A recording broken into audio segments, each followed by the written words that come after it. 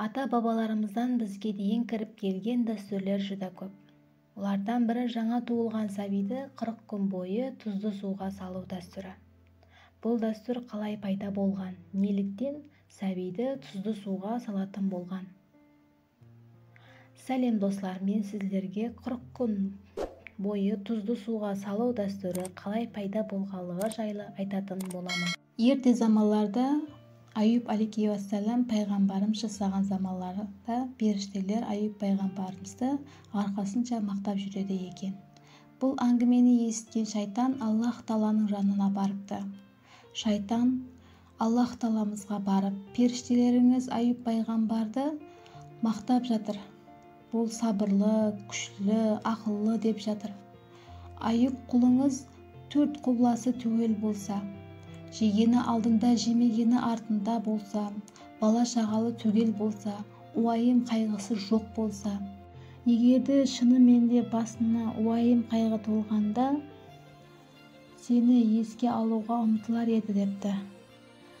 Иблис Аллах Тағаладан Аюб пайғамбарды сынап көрейік, маған рұқсатыңды бер депті. Аллах Тағала өз рұқсатын береді. Иблис Аюб пайғамбардың үйіне барып, барлық мал мүлкін бір қыста жоқ қылып жібереді. Аюб пайғамбар бір түнде кедейленіп қалып, таяқ ұстап қалады. Арасында бірінен соң бірі балалар да өле бастайды. Ағайын туысқанлары менен де біраз әңгімеге келіп қалады. Бірақ сонда да Аюб пайғамбар сыр бермей Аллаға шүкірлігін үзбейді. Иблис басқа не қыларын білмегеннен соң пайғамбардың денсаулығын алып қояды. Пайғамбардың денсаулығы төмелеп, арқасы шіріп, бүкіл денесін құртлар қаплап кетеді.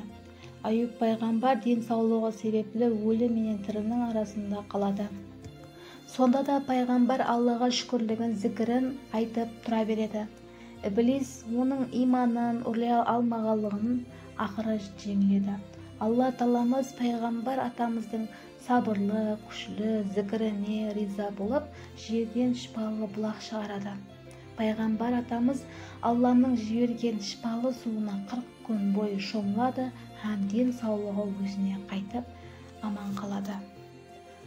Содан басылап өлі мен тірінің арасындағы жатқан адамды 40 күн шомылдыру дәстүрі пайда болыпты. Ата-ана жаңа туылған нәрестені де ширету үшін 40 күн бойы тұзды суға шомылдырады екен.